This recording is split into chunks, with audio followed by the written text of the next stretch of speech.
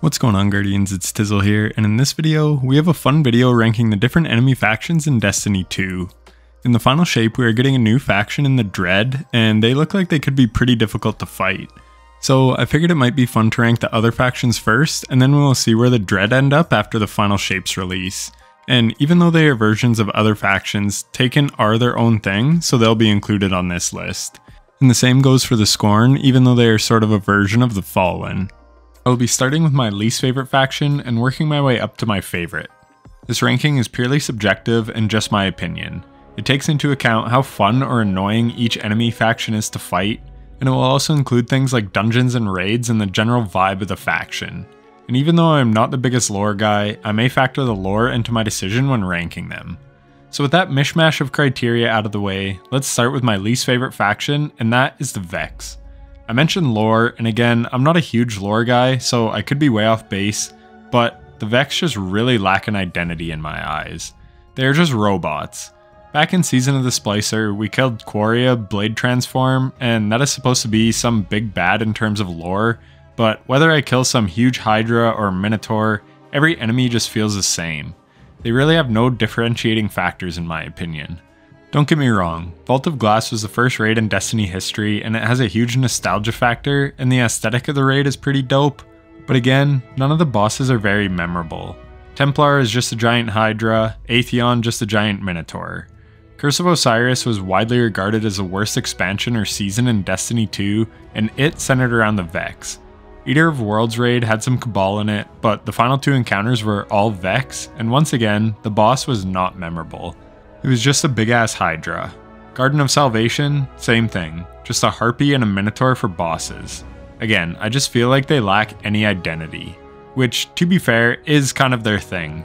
They're just a robot race that is all aligned and working together like a hive mind. So they don't really have an identity, they are just machines. But again, it doesn't get me invested as a player to fight any of these things. As for enemies, the rank and file ones are things like Goblins, Hobgoblins, and Harpies. Supplicants are just Harpies that explode. Then you have Cyclops, Minotaurs, Hydras, and Wyverns. Wyverns were a cool addition, though they can be quite annoying to fight. For champions, you have Barrier Hobgoblins, which are chill to fight, but Overload Minotaurs are super obnoxious with their blinking ability and constantly firing their void cannons. It is pretty cool how you have to shoot the juice box on some of these enemies rather than always going for the head. I like that some of them have a more non-traditional crit spot. But overall, combat with them feels kind of stale. Spire the Watcher is one of my least favorite dungeons as a result. The mechanics, or should I say single mechanic, in the dungeon feels boring, as do the enemies we are fighting. So the Vex go at the bottom of my list.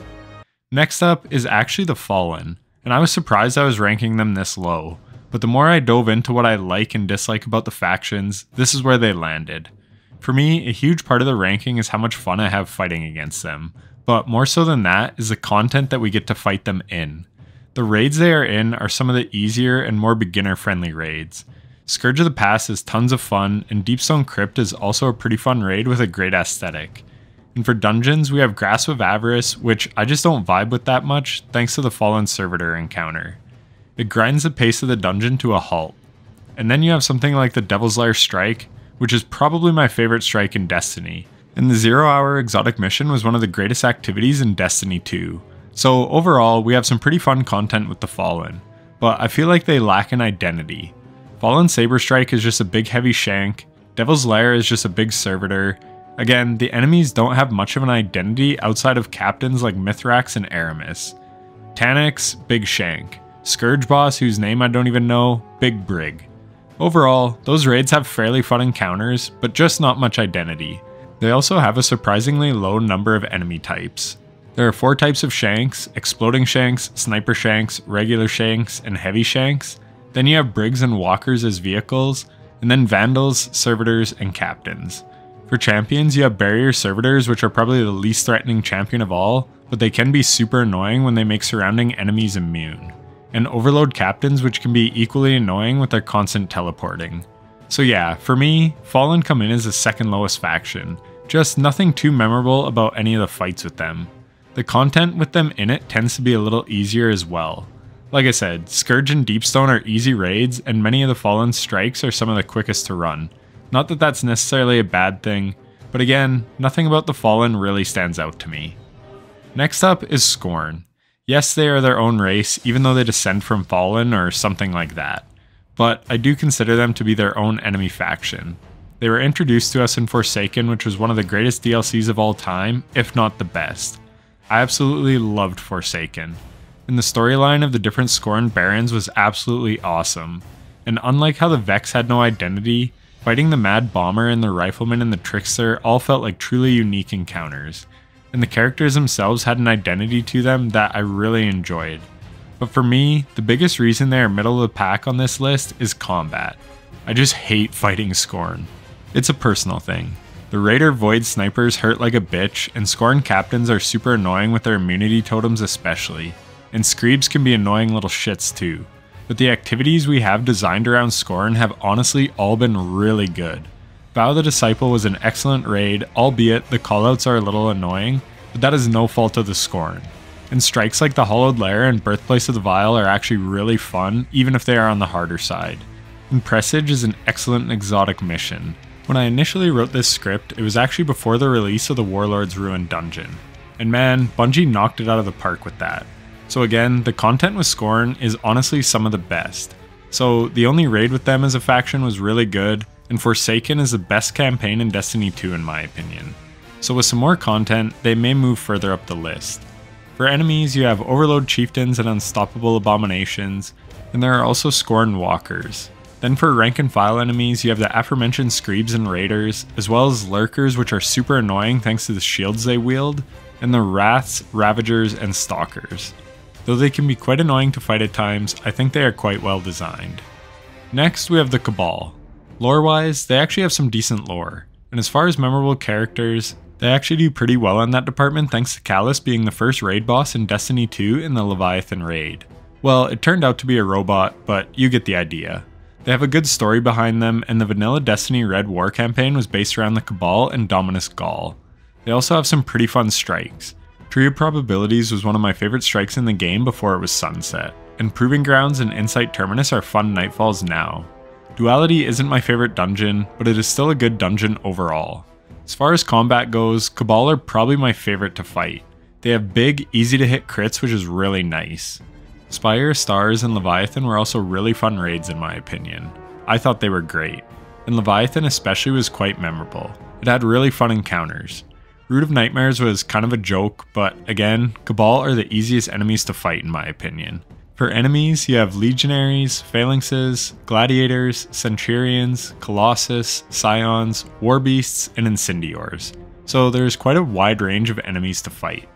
For champions, Unstoppable Incendiors and Barrier Colossus. Both are not too difficult to deal with.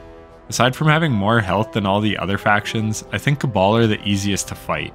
Like I said, they have huge crits and an even more squishy weak spot on their back.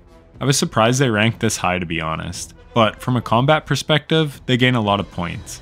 And then the fact that they have some decent lore and memorable characters adds to their grading. I didn't even touch on a character like Keitel or the fact that Saladin is now part of their war council. While the content they are featured in isn't as high on the list as some others, they are a very solid faction. Next up is the Taken. Maybe it is because they are just Taken enemies, meaning they are similar to other factions but a Taken version, but again, they don't really have much identity. Taken Scions can multiply, which is annoying, and Taken Thrall constantly teleporting can be really annoying to fight against. Taken Captains with their Blight Blast and constant teleporting is also very annoying. So they get a lower ranking purely thanks to combat. So even though they lack identity and can be annoying to fight at times, some of the content we have had surrounding the Taken is the best in the history of the franchise. Taken King is widely regarded as one of the best DLCs in Destiny, and arguably saved Destiny to get it to where it is today. And the Kingsfall raid, to this day, is my favorite raid in the series.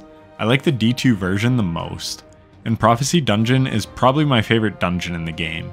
The aesthetic is far and away the best, and the pacing of the dungeon is perfect.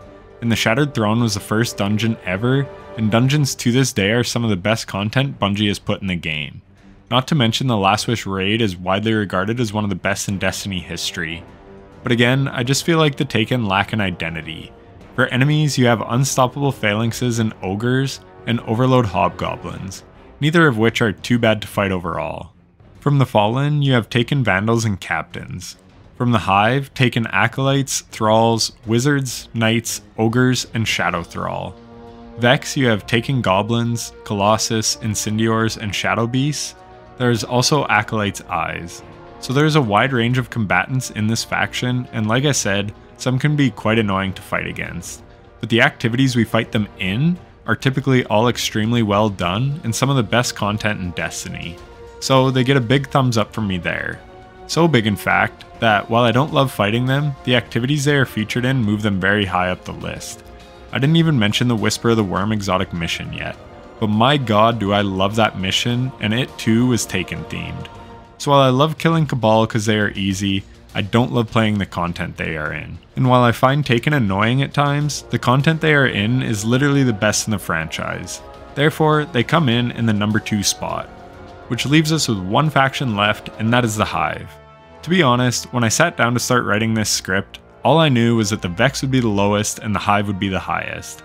And then I started looking at the whole of Destiny to rank the other factions. But with Season of the Witch being a banger, it was actually the reason I wanted to make this ranking list. Because whenever the Hive are involved, I am typically really engaged with the content. Whether it be a season, strike, raid, or dungeon, Hive stuff is just always really well done.